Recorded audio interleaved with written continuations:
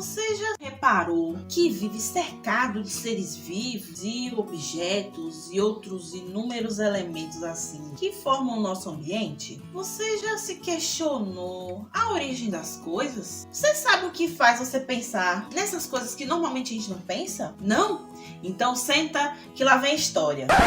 Aliás, história não, filosofia, porque história é Rodrigo, né? Então, senta que a gente vai filosofar. Aí vai.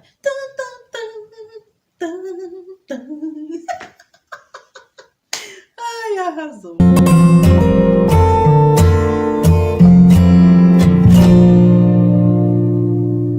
Olá, adivinhos e divininhas! Tudo bem com vocês? Espero que estejam todos bem. Hoje nós vamos aí para a unidade 2 do nosso livro, em que agora a gente vai falar um pouquinho sobre o saber humano.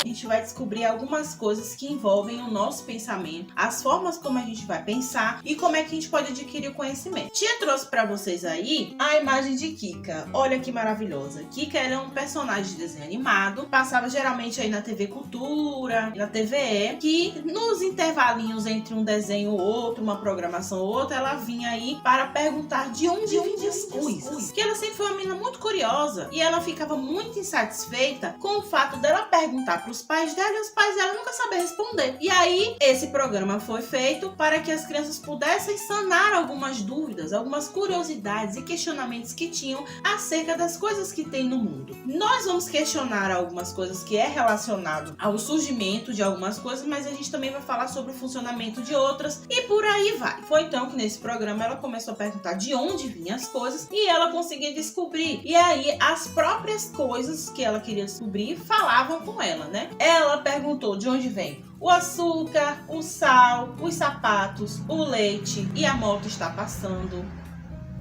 a onda, o pão, o arco-íris, a televisão, o fósforo, o dia, a noite, a energia elétrica, o livro, o avião, o ovo e o choro. Esses são os que estão no livro de vocês. E aí tem algumas coisinhas mais que não estão nessa lista, que é o trovão, o espirro, o plástico, o vidro e o papel. E aí nós vamos começar essa temática do saber humano com o capítulo 5, onde nós vamos fazer essa reflexão, nós vamos filosofar aí sobre o que é pensar. Como nós sempre começamos aí com a conversa da corujinha amiga, ela vem abordando algumas coisas. Ela começa falando sobre o seguinte: o conhecimento é uma relação entre um sujeito que conhece e um carro que está passando. Mentira, não é isso não. Vou começar de novo. O conhecimento é uma relação entre um sujeito que conhece e um objeto que é conhecido. Desse modo, é possível concluir que pensar é exercitar esse conhecimento e pôr em prática o que se sabe. Vamos lá com tia, que aqui parece até que virou pista de moto. Mentira, não é isso não. Vou separar aqui, porque tá parecendo até que é o tesouro escondido, mas não é ainda. Vamos lá. Quando ele fala aqui, ó, uma relação entre o sujeito que conhece e um objeto conhecido, não quer dizer necessariamente que é um objeto como um controle remoto que te tá segurando. O sujeito que conhece vai ser a pessoa que quer saber daquilo ali, que tá estudando sobre aquilo, e o objeto conhecido seria o que a pessoa está estudando. Então, é a relação entre a pessoa que tá querendo saber das coisas com quais coisas ela tá querendo saber. Seria basicamente o seguinte: tia Marilúzia passou vocês fazerem uma experiência. E aí, o que é que vai acontecer? O sujeito que conhece são vocês. A experiência que tia passou vai ser o objeto que vocês vão conhecer. Então, vai ser uma relação entre vocês testando a experiência que ela passou. Diante disso, a gente consegue perceber o seguinte, que o fato da gente começar a pensar aí vai exercitar a nossa cabecinha. Esse exercitar vai colocar em prática o que? As coisas que a gente sabe. Lembrando que tudo que nós temos, de alguma forma, é um conhecimento. Só que as formas como a gente vai adquirir esse conhecimento é que vai mudar. Vamos ver como é que funciona essa questão do tesouro escondido. Na primeira parte do tesouro escondido vem uma frase que é de um autor desconhecido, dizendo o seguinte: pensar é ser livre. Poder falar o que se pensou é ser mais livre ainda. Vamos lá. Quando esse autor desconhecido fala isso aí, ele fala no sentido que, vamos lembrar da nossa aula online. Lembra que eu falei a vocês os conceitos que vinham no outro tesouro escondido? Sobre a gente ser reflexivo, sobre a gente ser organizado e sobre a gente ser consciente? É basicamente isso. Quando a gente consegue ser organizado, reflexivo e consciente, a gente consegue exercitar o modo de pensar. A gente vai conseguir aí fazer o exercício do pensar. Do pensar como? Livre. Quando a gente utiliza esses três componentes que a gente já viu, da reflexão consciente e organizada, a gente consegue aí fazer o quê? O exercício do pensamento. Esse pensamento, ele vai ser livre. Livre do quê?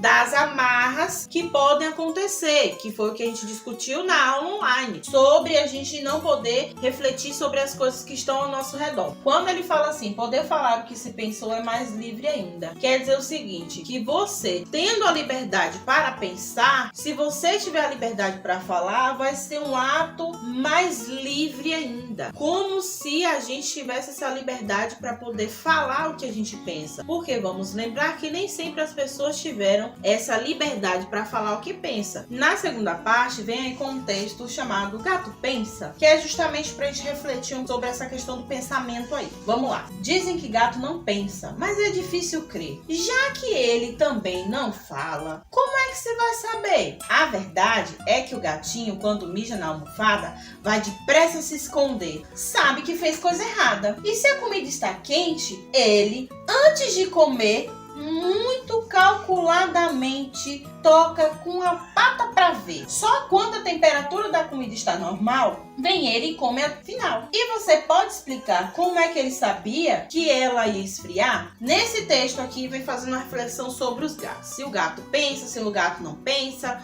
como é que seria essa realidade aí? Mas é pra gente fazer uma reflexão sobre os animais e os seres humanos. A gente vai lembrar um pouquinho do que trabalhamos o ano passado, que vem também no que é o Tesouro Escondido. No que é o Tesouro Escondido, vem assim: todavia, os animais, assim como os seres humanos, possuem instintos, isto é, impulsos que fazem com que eles respondam de forma específica a diversas situações, como a um carinho, por exemplo. Nessa parte do que é o Tesouro Escondido, ele está bem entrelaçado com o Tesouro Escondido mesmo, nesse texto do Gato Pensa. O ano passado, quando a gente trabalhou aí sobre os seres vivos em geral, que aí seria essa classificação dos animais, as plantas e os seres humanos, nós vimos aí que existe uma diferença entre os seres humanos e os animais. Qual vai ser essa diferença? O raciocínio, a parte que nós utilizamos a nossa cabeça para raciocinar. Dentre isso aí, nós também temos uma diferença. Nós, seres humanos, temos uma capacidade de gerar cultura, ou seja, nós criamos cultura, nós podemos criar linguagens, ainda que alguns animais irracionais, que são considerados superiores em relação aos outros, porque eles conseguem reproduzir aí algumas coisas que os seres humanos fazem, eles não possuem a capacidade de criar a linguagem. Que linguagem? Essa que nós estamos utilizando para se comunicar.